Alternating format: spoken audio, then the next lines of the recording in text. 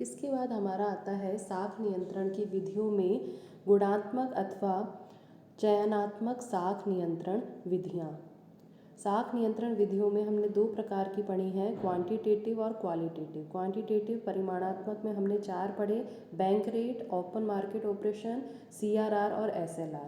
आज अभी हम पढ़ेंगे गुणात्मक अथवा चयनात्मक साख नियंत्रण विधियाँ, क्वालिटेटिव और सेलेक्टिव क्रेडिट कंट्रोल मेथड्स। यदि हम बात करें परिमाणात्मक साख नियंत्रण विधियों की या क्वांटिटेटिव जो क्रेडिट कंट्रोल मेथड्स हैं, उनका अर्थव्यवस्था के सभी सेक्टर्स पर समान प्रभाव पड़ता है। लेकिन गुणात्मक साख नियंत्रण जो है या चयनात्मक साख नियंत्रण विधियां जो हैं वो विशिष्ट उद्देश्यों की पूर्ति हेतु क्षेत्र विशेष में साख के प्रवाह को नियमित एवं नियंत्रित करती हैं। मतलब क्वांटिटेटिव मेथड्स यदि हम यूज़ करते हैं तो इकोनॉमी के सारे सेक्टर, चाहे वो एग्रीकल्चर है, चाहे वो इंडस्ट्रीज़ है, चाहे सर्विस सेक्टर है, सभी पर वो एक तरह से प्रभाव ही डालती हैं। मतलब या तो वो मुद्रा की क्वांटिटी को बढ़ा देंगी या क्वांटिटी को कम कर देंगी, तो उनका प्रभाव सभी क्षेत्रों पर समान पड़ता है। लेकिन गुणात्मक जो है या चयनात्मक जो विधियां हैं उनका मेन एम क्या होता है कि सभी उद्देश्यों को समान रूप से प्रभावित नहीं करना, क्षेत्र विशेष की साख को नियमित करना। यदि हम एग्रीकल्चर को ज़्यादा देना चाहते हैं देश की आवश्यकताओं के अनुसार, तो हम उस सेक्टर ऐसे उपाय अपनाएंगे गुणात्मक विधियों में कि साख कृषि को ज़्यादा साख मिले और उद्योग को कम मिले। तो मतलब गुणात्मक साख नियंत्रण विधियाँ किसी एक क्षेत्र विशेष, किसी एक मेन सेक्टर को साख कितनी मिले, क्या उसका नियंत्रण हो, उसका नियमन और नियंत्रण करती है। मतलब ये किसी क्षेत्र इस प्रकार से बनाई जाती हैं कि ये किसी क्षेत्र विशेष को, अर्थव्यवस्था के किसी पर्टिकुलर सेक्टर को प्रभावित करती हैं।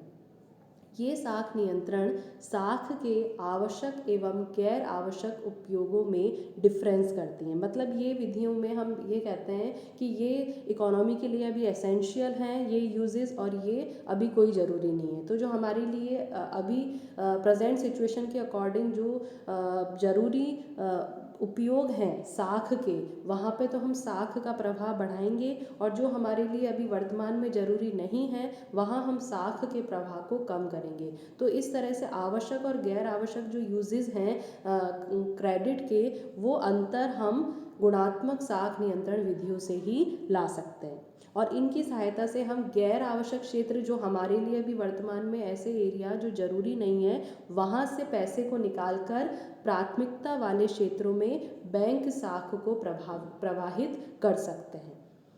ठीक है, तो मतलब एक तरह से गुणात्मक विधियाँ जो हैं वो साख का किस प्रकार से उपयोग हो, कहाँ उसकी ज़रूरत है, उस एरिया में हम उसको कैसे फ्लो करें, उसका प्रवाह कैसे बढ़ाएं, इस तरह से ये काम करती हैं। जहाँ ज़रूरी है वहाँ साख के प्रवाह को बढ़ाती हैं, और जहाँ अभी वर्तमान में उसकी ज़रूरत नहीं है वहाँ से साख को निकालती हैं। तो ये एक तरह से साख गुणात्मक विधियाँ मतलब जो साख के उपयोग को नियमित और नियंत्रित करती हैं, और उसका मतलब साख का सही यूटिलाइजेशन को प्रमोट करती हैं। सबसे पहले 1956 से RBI ने चयनात्मक साख नियंत्रण विधियों का उपयोग किया है। मतलब जब से ही कर रहा है वो, 1956 से RBI इन विधियों को काम में ले रहा है।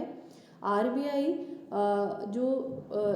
का जो इन विधियों का जो मेन एम है इनको यूज़ करना, वो ये है कि मुद्रास्फीति और जो सट्टे की प्रवृत्तियां हैं उनको रोकने के उद्देश्य से RBI इन विधियों का उपयोग करता है कि इन प्रकार के जो स्पेकुलेशन जो एक्टिविटीज़ हैं उन पर तो कंट्रोल हो, और साख का उपयोग अर्थव्यवस्था में प्रोडक्टिव एक्टिविटीज़ में लिया जाए। इसके लिए RBI 1956 से इस प्रकार के या सेलेक्टिव क्रेडिट कंट्रोल को काम में ले रहा है।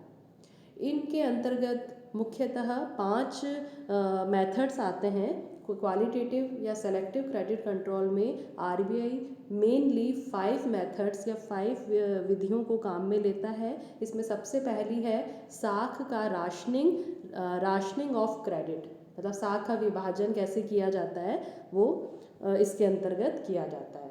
मतलब हम कह सकते हैं साख की राशनिंग से तात्पर्य है कि प्रत्येक प्रार्थी एप्लीकेंट जो है या जो साख चाहता है उसके लिए साख की राशि की सीमा निर्धारित करना है।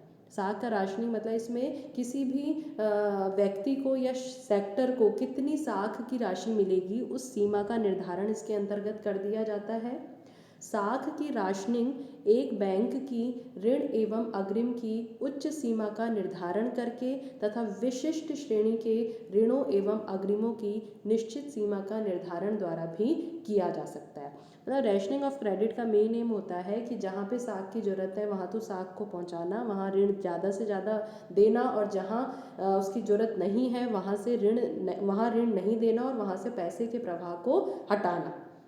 तो इसके अंतर्गत हम एक पर्टिकुलर एरिया, पर्टिकुलर सेक्टर या पर्टिकुलर एप्लीकेंट जो ऋण लेने के लिए एप्लीकेशन लगाता है उसको उसकी साख की सीमा का निर्धारण कर दिया जाता है कि इसको मैक्सिमम इतना ही मिलेगा, इससे ज़्यादा इसको नहीं मिलेगा। तो इसके अंतर्गत बैंक किसी भी सेक्टर को कितना मैक्सिमम दे सकता है उस सीमा का निर्धारण कर दिया जाता है, या किसी पर्टिकुलर सेक्टर को कितना ऋण मिल सकता है उस सीमा का निर्धारण कर दिया जाता है।